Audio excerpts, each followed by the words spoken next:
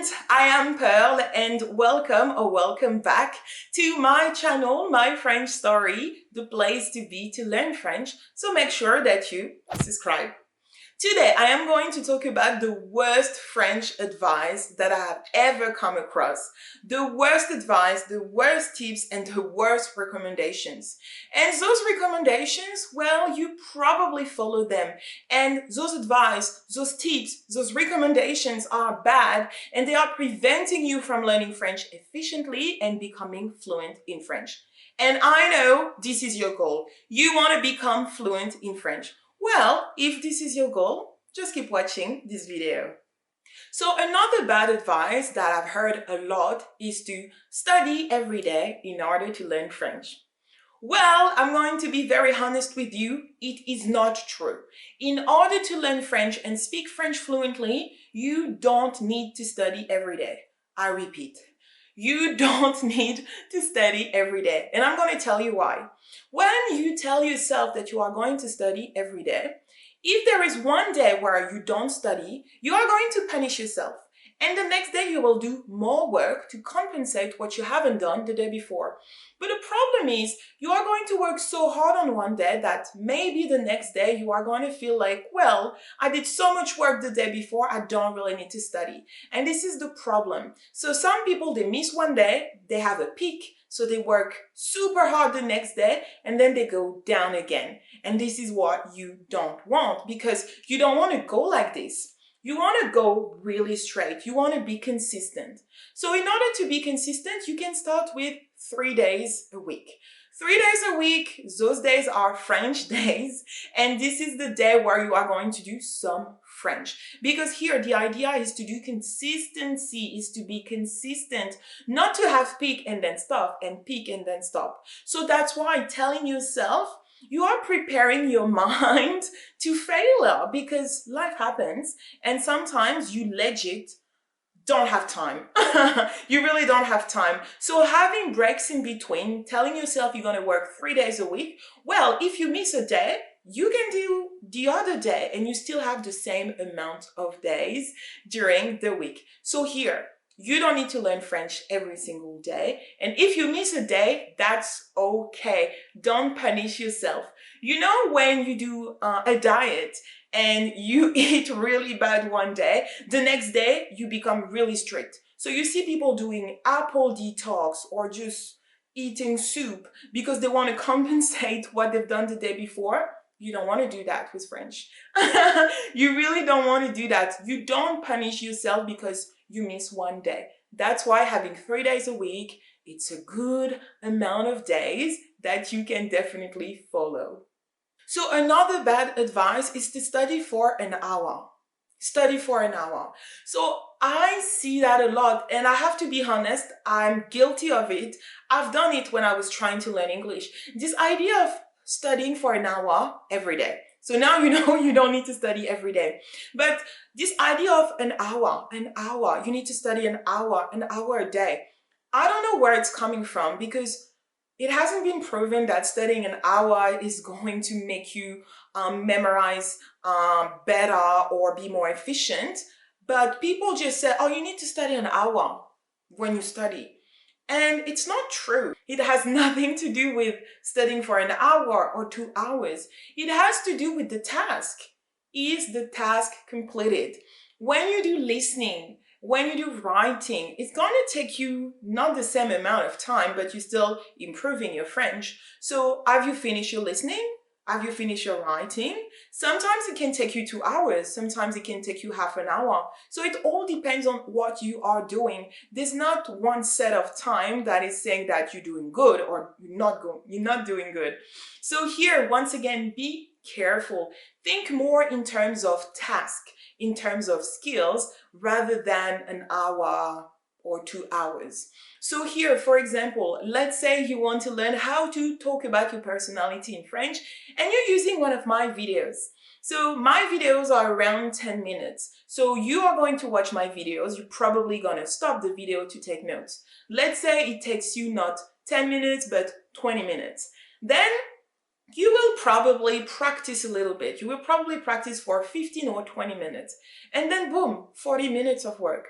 Do you need to push to an hour? To be honest, not necessarily. If you are really regular, if you are consistent during the week, you don't need to spend another hour. You finish the task so you can move on. So here, you don't need to study for an hour. You need to study until the task is completed. So another mistake that I hear a lot is to say that you need to practice with a native French speaker. Yes. Oh my God, I hear that a lot. And once again, it is not true. And I'm going to tell you why. So there are two reasons. The first reason is when you practice with a native French speaker, like me, for example, and I'm going to be super honest, French speakers, native French speakers, French people, they are going to correct you every single time. Even when you are making a tiny mistake, they are going to correct you. And I am guilty of it. I'm trying to change and not be like this with my students. But what I've noticed is French people, we correct you all the time. Oh, no, you don't say this. Oh, no, you don't say that. Oh, and the problem is they are interrupting you all the time and you can't even speak.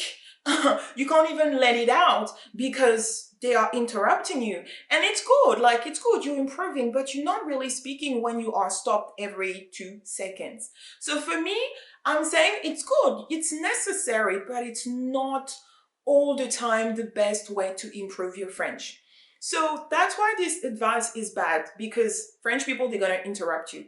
The second reason why this advice is not good, when you speak with a native French speaker, you are under pressure. You feel judged. You feel like you have to give your A game because you are talking with a French person. When you speak with someone who speaks French, but is not a native speaker, there is an understanding. You feel more comfortable because you know that this person in front of me has been through the same thing that I've been through. They are learning French and they're going to be less judgmental. And it's true. So for me, I know that when I was learning English, I was living in the States and I was living with roommates and they were from Colombia. And I wasn't scared to talk to them. I wasn't scared at all because they were not judging me. I didn't feel sorry. I didn't feel that they were judging me. That was great. To be honest, that was great. And that was a great way for me to transition from learning through few words to actually becoming fluent and having conversations because I felt comfortable. So that's why I'm saying, yes, if you want and if you can practice with native French speakers, it's great, but it's not the only way. I repeat, it's not the only way. Really try to practice with your French with people that don't speak French as their first language. I can assure you, you will feel more comfortable and you will be able to speak a little bit more. So here, native speakers, it's good, but it's not all the time necessary. So another bad advice that I hear a lot is that you need to learn all your tenses in French. Breathe with me. Breathe with me. You don't need to. So I'm going to explain why. In French, there are a lot of tenses. It's a lot to learn. And a lot of people, when they learn French, they want to learn everything. They want to learn the present tense, the passé composé, the imparfait, the subjunctive, the conditional, the past conditional, and you get lost. The main tenses are present tense, passé composé, imparfait, futur simple. Boom. 4 tenses.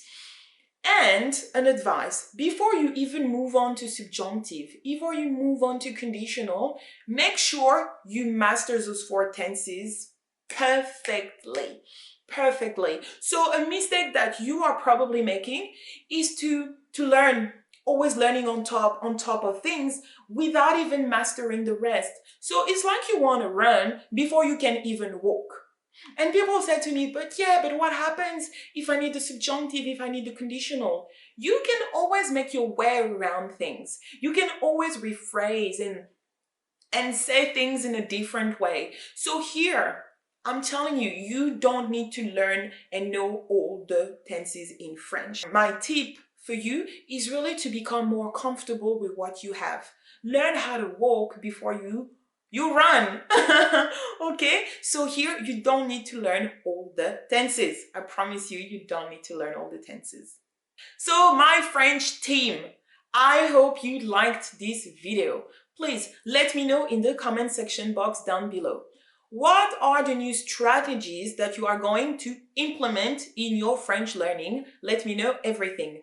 Also, if you liked this video, please hit the like button and subscribe to my channel because you don't want to miss anything. That's it for me, and I see you very soon for another video. Salut!